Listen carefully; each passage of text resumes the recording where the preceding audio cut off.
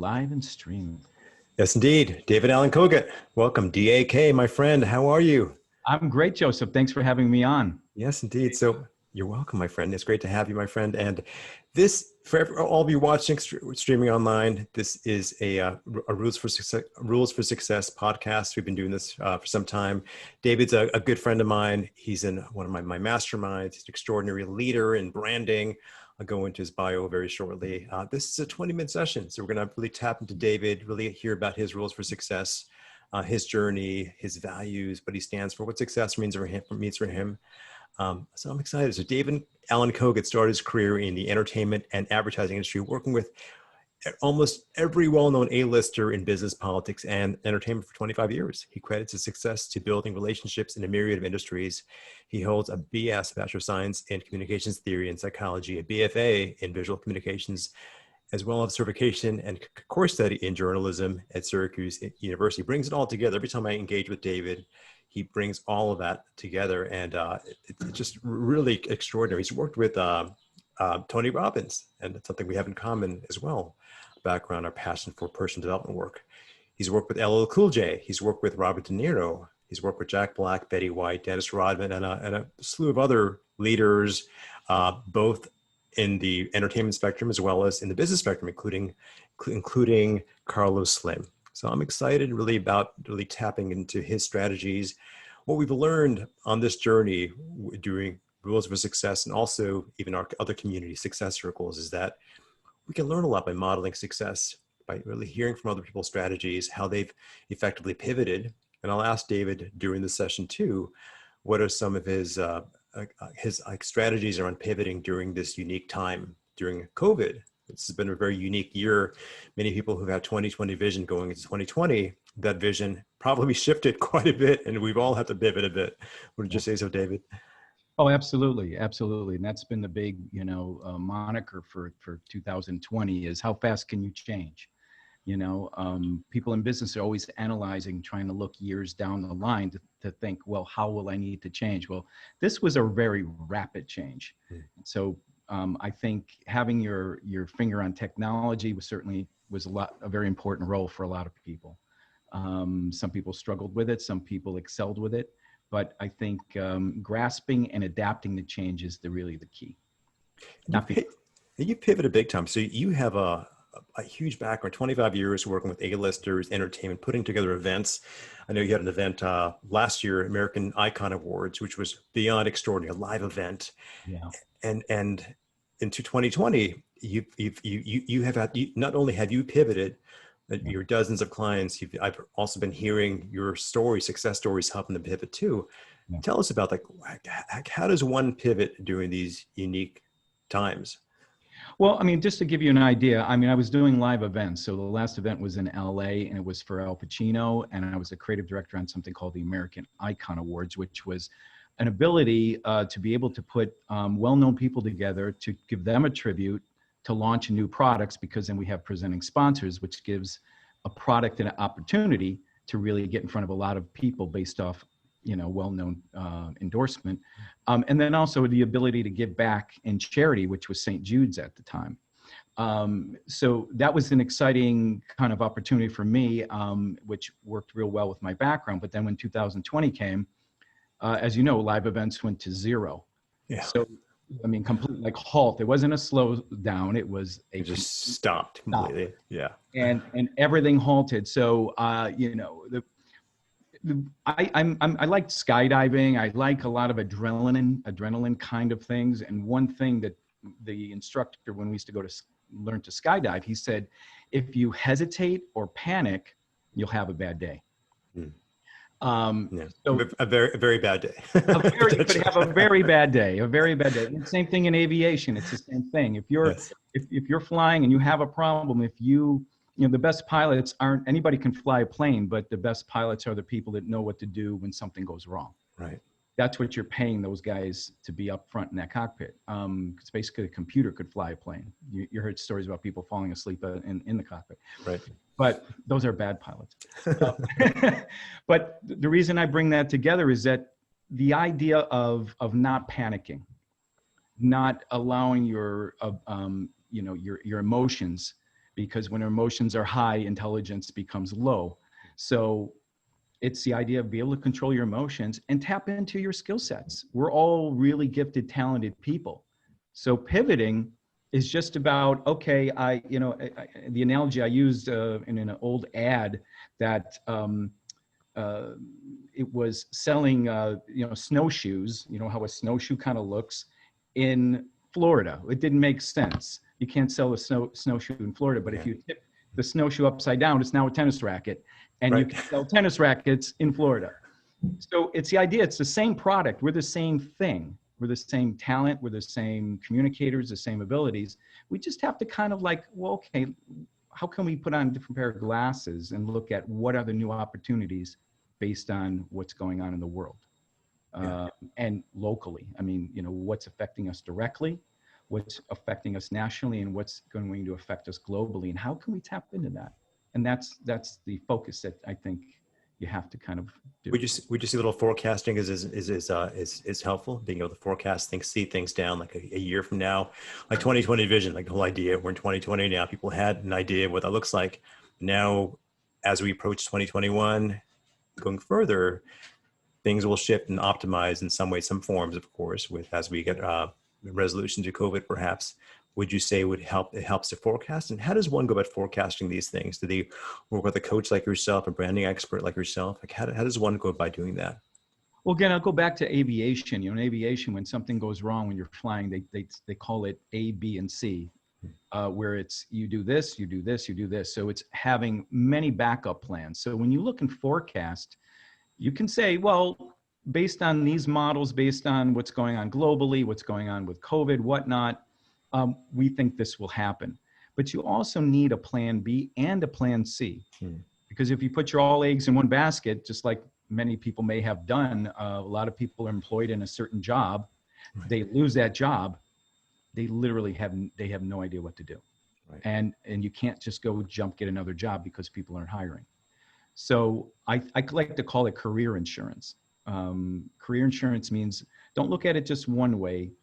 Look at it 2 and 3 different ways so that and that takes away the stress, because if plan A doesn't work, you still kind of have plan B. And you know what? If all hell breaks loose, I still have plan C to fall back on. Yeah. And that's, I think, is a smart approach. Kind of like investing. So you have part of your money in real estate, part of your money in stocks, part of your money in perhaps in cryptocurrency, perhaps. So it's always some, so versus having all your eggs in one basket, they're all kind of managed. If one thing goes down, potentially you might have revenue, cash flow in currency in some form or the other. Perfect. Yeah, another perfect example. And you have to think down the line, like if all hell breaks loose, do I have an emergency plan? It's like I used to work out in LA, but my sister lives there, and I used to say to her, hey, do you have an emergency plan? God forbid there is a humongous earthquake. What happens? No, not really. We get our little tremors. We're not really worried about it.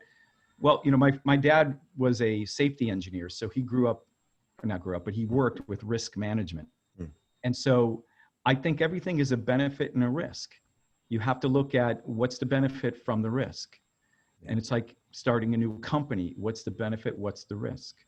And I think forecasting is the same thing. If you're going to invest in a new company today, not knowing what this future holds, there's a risk. But then you might say, well, what's the benefit? Look, I could make a whole lot of money on making masks and surgical outfits for a period of time. COVID goes away.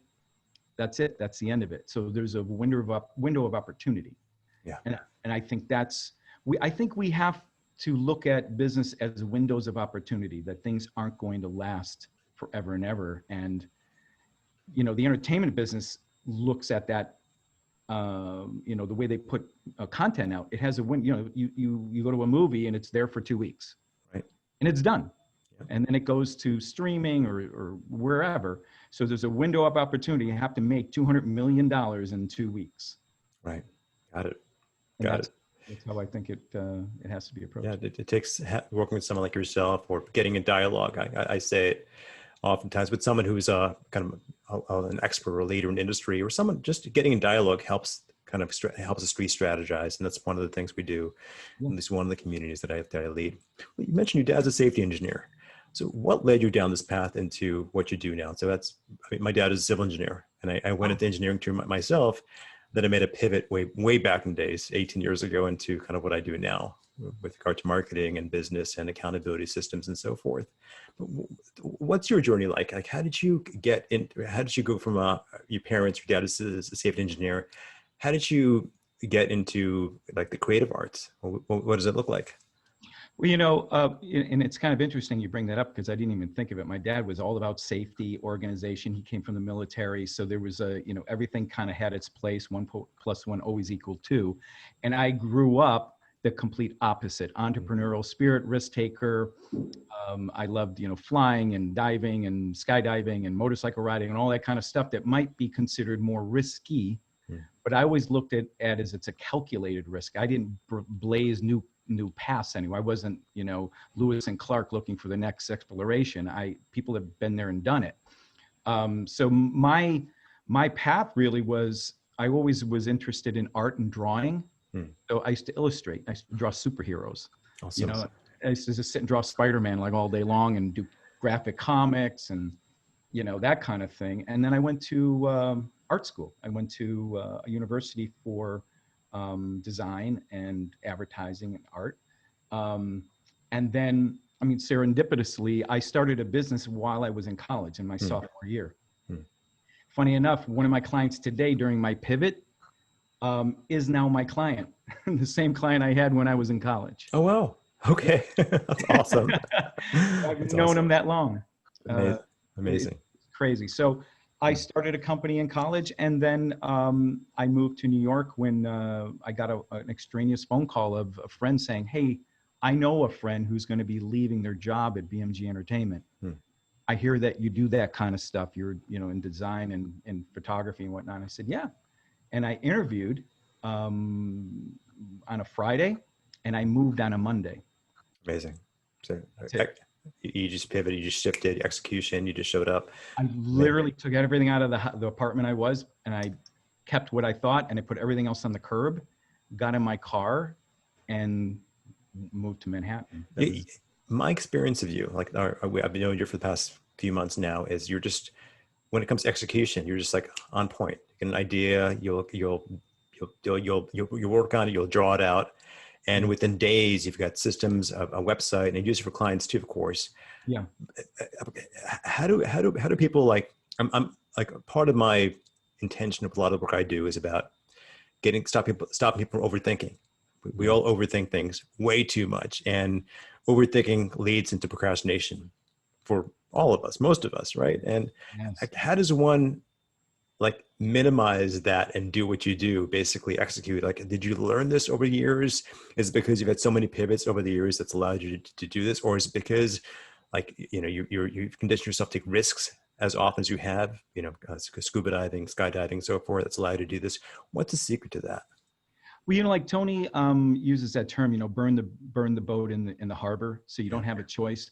There have been things and things in my life that I've been pushed, I didn't have a choice. So there was no time to really figure it out. You just had to do it. And I remember I had an opportunity to go to the Super Bowl and photograph the Super Bowl. I didn't know about the sodium vapor lights, what color would be like. It was during time when people shot film, so you have to shoot everything and hope that it comes out. I didn't know anything about it. Got in a call and someone said, "Can you do it?" I just said, "Yep, I can do it." And it's the Richard Branson approach of say yes, figure it out later. Awesome. Because if an opportunity arises spiritually too, it's there for a reason. Yeah. So I like to say, well, if it's an opportunity, that means I have to level up, step up, and become somebody different in order to get that done. And my brain has to go, okay, well, here's an opportunity, go for it. And yeah, that's really the approach. It takes a very highly resourceful mindset to be able to do that. I know you've also done a lot of growth work over the years. You mentioned Tony Robbins. You traveled with Tony over the years and platinum partners and different groups. You've gotten to meet many of top leaders in that community, Keith Cunningham and others. How were they part of your journey? Did they mentor you along that way, or did you model them? Yeah, they really did. You know what I discovered, and I love all those. I mean, they're so talented and so rich with content and in life experience, and even in the people I've worked with in the entertainment field. But I learned one thing, and that is they're just people. They're just people like you and I, different life experiences, different opportunities, yes, but they're just people, and they're scared of things just like we are. Yeah. They're happy about things just like we are, and they have desires just like we do. So whether you're talking to Carlos Slim, at the time when I met him, he was the richest man on earth. He was $90 billion. And if you look at it, okay, how did he get to that point? My gosh, I'm here and he's way up here. Actually, no, we're right here. They're Yeah. just people. He took a different way of life that brought him to where he is, and I took mine and you take yours. But we're all cogs in the same wheel. And I think that if you just look at your own, you look within instead of out. Like who am I and why am I here? My personal purpose and what my journey is. You can get really creative because that's where the excitement comes from. Yeah. And there's also inspiration too. I'm sure being around those people, especially you may ask yourself, one might ask themselves, well, what are they doing that I can kind of embrace, or what's their psychology as far as their rituals in the morning, for example, that allow them to really show up and manage, multiple streams, businesses, projects, and think as differently as they do. Well, one of the things, and you mentioned the word procrastination, it's funny because in some areas of business, I don't have that problem. Some area in personal life, I do have that problem. And the one thing I discovered is that some of the things I've learned from these people is make a decision, act on it right away, and then deal with the bad or the good from it. But acting right away, the now is really the key. Got it. Procrastination kills. I could tell you, I could talk for an hour on how many exactly things have gone wrong because I've done that. Yeah, likewise. But yeah, procrastination kills. So immediacy now is, make that call when you don't want to. Before your mind can catch up to stop you, you have to act. What's your favorite affirmation, incantation around this? Mine is, my time is now and I'm ready. And I often repeat that to myself and, stress certain words of that. My time is now and I'm ready. What's your favorite affirmation? Not necessarily procrastination based, but also just in terms of going to your day, or incantation, as Tony says. What stands out for you? What do you tell yourself? I have a shirt. I didn't wear it, but it says, yes, I can. Love it. Yes, Awesome. I can. Because if someone wants something from you, there's a reason you're being approached with it. That's like a spiritual thing. It's like, if it's presented, it's there for a reason. And I just say, yes, I can. Fantastic. Love it. Love it, my friend. Any rituals or routines that you take on, embrace as you start out your day? I love hearing people's rituals and their strategies for success, especially as they kind of prime their morning. The idea of priming is, at least how I see it, is you kind of, before you paint the wall, you've got to prime it so it sticks. Meditation, journaling. What routines and rituals do you adhere by? Well, you mentioned a couple of those. Meditation is a big one. Meditation and it doesn't have to be for a long period of time. It can just be feeling centered. And I also have taken on this idea of meditation where many people have talked about, clearing your mind and, white slating it. And I'm now into really meditating with intention.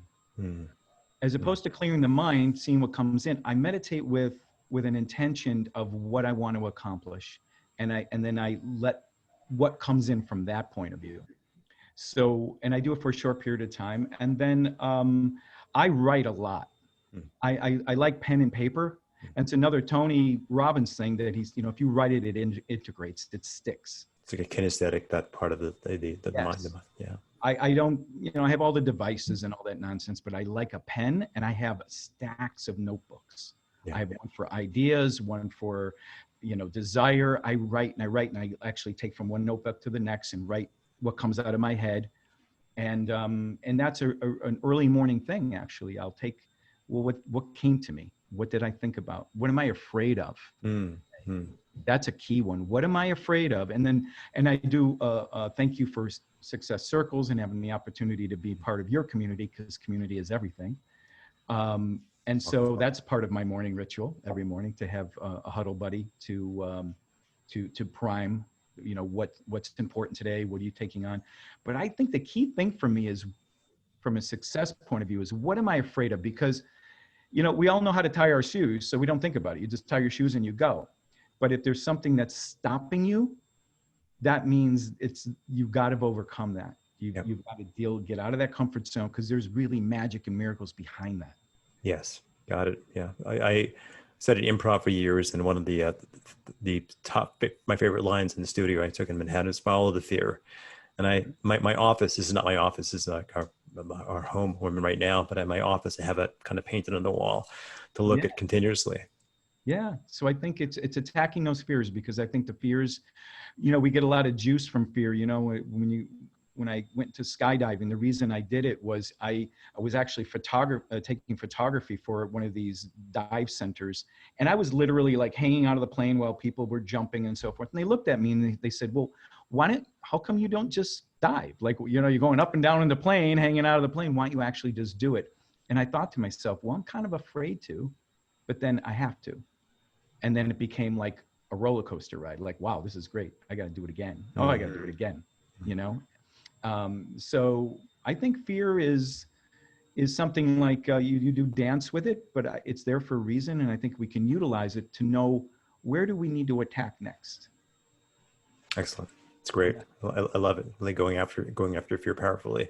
Yeah. And sometimes also getting in dialogue, especially with someone who either has less fear or is willing to challenge fear directly as yourself too. So it's one thing you're present to. Yeah. You mentioned success. How do you define success? What does success mean to you? The word success. Success means to me is, when I light someone else up, if I give them a great idea, if I help facilitate something that they've always dreamed they want to do, if I find that they feel successful, whether it be financial or, having a great relationship or having start a new business, whatever it is, or accomplish something they've never thought they could do, that's success to me. It really is. I get like really juiced up when someone takes an idea and goes, hey, Dave, you know what? That thing we worked on? I just closed this great thing, or I just met this amazing person, or whatever it is. And I get a lot of energy from that. So that means success to me. And I hear that from you too. Every time I talk to you, you'll talk about some breakthrough a client's had, and you just lit up. Your eyes are lit up. You're excited. You mentioned a physician client of yours, and they're doing events, and you just lit up because at some point of your coaching, the formulation of a plan, something got implemented, and now they're able to kind of level up, particularly during this unique time, right? During COVID and so forth. They're able to see something, an opportunity, pivot effectively, and and deal with whatever crises that they've dealt with to kind of move forward, right? Yeah, I did a show called Career Watch a while back, and I dreamt it up. I produced it and a co-host and whatnot. And I remember the day that we were recording the pilot, and we had like 22 people involved, the writer, the directors, and all these different people. And I was walking around like nervous. And one of the people we were interviewing for that particular show looked at me and said, is this your baby? Like, it's kind of like, this must be like your baby here. And I go, yeah, it's like, it's creating. It's like, I'm just, it's like creating a new life, So when I work with someone who is maybe here and they really want to be here, and I help just show them how to tie that string together, and they get over there, it's like, wow, it's like a new bearing something new. Awesome. It's a creation. It's like exciting, man. It's like seeing your kid grow up and become successful. It brings a tear to your eye, because it's like, wow, I was part of that, and look how great they are. That's awesome, man. That's really great seeing it that way. And how joyful you have a career that you've chosen, that you pivoted through, of course, during recent months, where you get to do this on a day-to-day basis. So that's pretty awesome. Yeah, I've just taken that whole concept of, on a high-end note, and I took the formula of how that happens and applied it to anybody and everybody who wants to work with me to, achieve what they want to achieve with that formula. It's just a formula. Awesome. So a couple questions. So what's next for you? And our audience, you can go to yourstartequity.com. You can tap into David, his background, and the clients he works with, and get more of an idea of who he is. And what's next for you, and any other means for people to contact you beyond your website, yourstartequity.com. Yeah, we have the phone number is 877-583-6887. I'm extension 805. You can reach me there. You can reach me via email as well at dak@yourstarequity.com. And I'm on Facebook as well, David Kogut on Facebook. I'm also on Instagram at David Alan Kogut. Those are two great places. I'm on LinkedIn. I'm pretty much everywhere. You can just, if you put me in, you can Google me, you'll find me. But during this time and my pivot, my concentration is really taking people who want to either create a new business from an idea, or someone that wants to up level what they already have and just want to take it to another level, another either concept or idea or product, or just basically do more and better. And that's really what my focus has been over these last few monmonths. Awesome. So Yeah. anyone in our audience, if you're a leader in your industry, if you're a physician, lawyer, if you're a leader if you've had traction in your industry and you're seeing the need to pivot during these unique times, certainly reach out to David, dak@yourstarequity.com is his email, or you can rewind this and capture the phone number he gave earlier. Fantastic. Yeah, and we give you the A-list treatment. That's the concept. We turn you into a star equity, Joseph. The name came from everyone is a star. Everyone has a gift. Everyone has their own X factor. And what I do is I take that equity in either your history, your ability, your experience, and I pull it out, show it to you, and then we exploit it. Awesome. In a big way. That's really what the process is. And we all have that. We also have blind spots, and most of us can't see what that is. And I find getting in dialogue with David, at least even for myself, to getting in conversation with him, it's helped me personally kind of clear up some of those blocks myself. And I also see that with your clients too as well. So really great job with what you're doing, and how awesome you get to be on purpose every day with this unique work you do. Thank you. Appreciate it. Awesome. Thank you so much. So everyone in our audience, you want to capture this. The mind map and this entire interview will be at rulesforsuccess.com. Once again, rulesforsuccess.com. Access both. My team will kind of summarize this as a mind map too as well. And of course, if you have any needs around branding, pivoting, reach out to David as well. David, thank you so much for being here and being our guest today. Thank you, Joseph. Appreciate it. Thanks again.